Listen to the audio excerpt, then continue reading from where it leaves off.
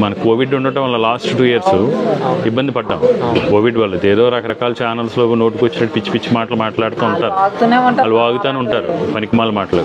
Fact ఏంటంటే Covid వచ్చి 2 years మనం అసలు ఎవరు ఇంట్లోంచి రాలేని పరిస్థితి.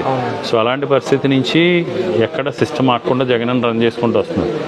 గేరప్ చేశారు, ఇప్పుడు ఇండస్ట్రీస్ వస్తున్నాయి పెట్టుబడులు.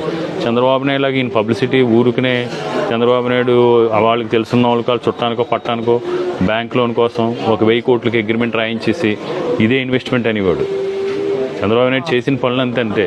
చుట్టమో పట్టమో ఎవడో వస్తాడు, ఎక్కడో కొత్త వాళ్ళ రోడ్లోనో లేకపోతే బీచ్ రోడ్లోనో ఒక 50 ఎకరం 30 ఎకరం ఉంటుంది. ఇక్కడ ఏదో పెద్ద ప్రాజెక్ట్ చేస్తాం, పెద్ద ప్రాజెక్ట్ చేసి ఆ బ్యాంక్ లోన్ పట్టుకుని వెళ్ళిపోయాడు తప్ప ఏమీ రాలేదు. ఇవన్నీ చంద్రబాబు నాయుడు చేసినవన్నీ కూడా అయ్యే పనులు ఆ రోజుల్లో. సో ఇవాళ జగన్ గేరప్ చేశారు ఇండస్ట్రీస్ గురించి. మన దావోస్ వెళ్ళినప్పుడు అవ్వచ్చు, ఇప్పుడు చూస్తున్నాం కదా. మెయిన్ ఏంటంటే కనెక్టివిటీ, నేషనల్ హైవేస్ మీద కాన్సన్ట్రేట్